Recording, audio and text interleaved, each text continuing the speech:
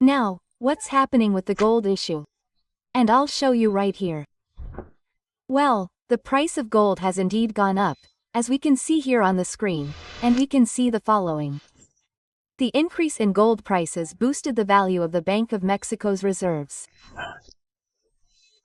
Although the volume in tons has remained the same, it did change from May to May. Yes, it changed from April to what we're about to start in May, right? So, here we see how the value of Mexico's gold reserves has increased. The lowest point was December 22nd. We're in April and the last cut was April 23rd, that is, today.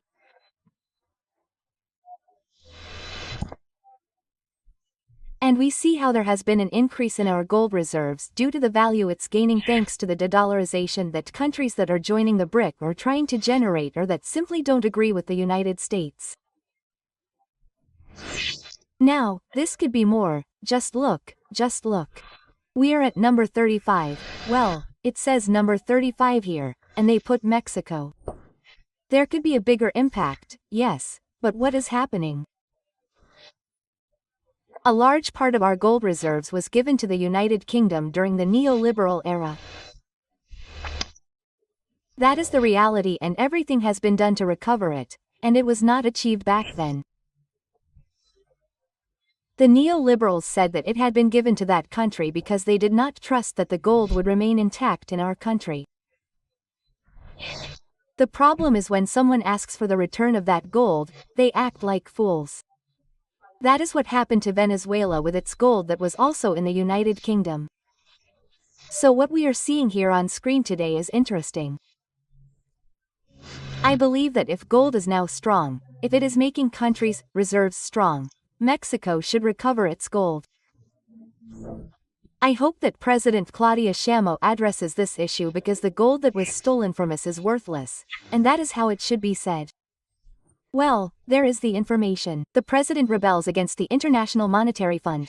Go and sell your grandmother, go and sell the oldest person in your house, or go and sell whoever you want, but we do not sell our country. It's that simple. Well, continuing with the information, Trump, things are not going very well. Trump claims that US tariffs on China could be reduced, but that Xi Jinping, president of China, please grant him a meeting. That they talk. That he did not take it personally.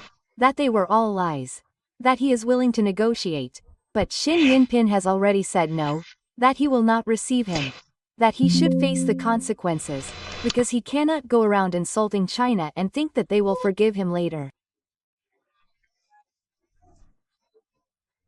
So, I think that what Xi Jinping says is good. We are seeing it right now. Let me go back to the screen because what they are doing is not fair. Now we also have the following. Trump softens his tariff tone. Here we can see him and his warnings due to the market crashes. I don't know why the fund doesn't say that the United States is being screwed.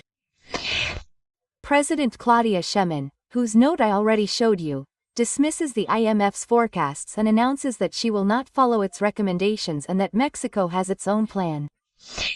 In the midst of this, well, despite the threats made by the United States that any country that does business with China should face the consequences, Maduro really didn't care. And today, the vice president of Venezuela, I think it's the vice president, right now we read it right, a deadly blow from the United States. The vice president of Venezuela is currently in China closing deals for the United States.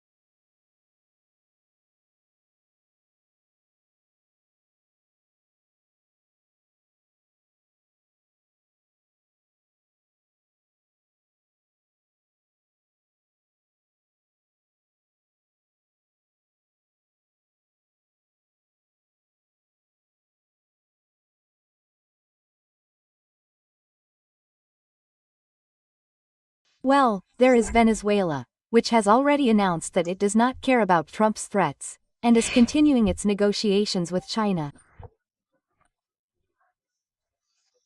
Well, it is important to analyze the following, which is concerning to me, and that is that today it was announced that profiles that will appear in the polls, on the ballots for this coming June 1st, could have been leaked and could be linked to organized crime. President Claudia Sheinbaum asked the Electoral Tribunal to define the profile of the candidates after it was revealed that several of them had litigated in defense of members of criminals. The reality is that the INE is not to blame here. Remember that there was a council that the executive had, a council that the legislative had, a disciplinary council or an evaluation council, and there was also a council from the judicial branch. Now, it is important to see which council was not established and allowed profiles that had litigated for members of organized crime to be leaked, because if not, it will be the same mess. It is very difficult in itself. In itself, we are just deciding, because, well, there are several that have to be voted for. And now they come up with this. And no, in this case, it's not the INE's fault. There was an evaluation board for the candidates who ran for the legislature, which was responsible for reviewing the profiles so that they could be taken to the famous raffles of the executive branch, as well as the judicial branch.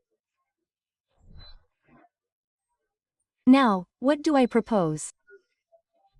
Number 1, these people who have already been found to be linked in one way or another or who have litigated for organized crime, cannot appear in the polls. Their numbers should be cancelled, because if not, what's all this about? Starting with the one that Felipe Calderón put up or that was leaked from Felipe Calderón. Well, how so? And they should cancel the possibility that people will elect them. In other words, number 52, I'm saying a random number, or number 13 of the candidates for ministers, is cancelled because it was discovered that they are linked to crime. So, and also C and yes, sanction the evaluation council, depending on which power, because it allowed this, because this is terrible. What we want is credibility for our process, right? People who are going to get involved again. So there was a scam there. There were people who thought that we weren't going to notice, and if it were discovered who endorsed those candidacies, well, I think sanctions, right? And even jail, because what's the point of someone fighting corruption if nothing else is cleaned up? So, they abused the issue. This was not the INE's fault. They told the INE, these were the ones who won the raffle, put them on the ballots. Quote, that's all that O-line says. There were disciplinary and evaluation councils in each of the 3 powers that presented or registered candidates. They were in charge of evaluating and sent their proposals.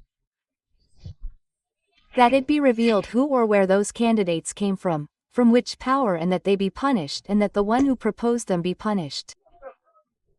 That's it. Enough of keeping quiet. No.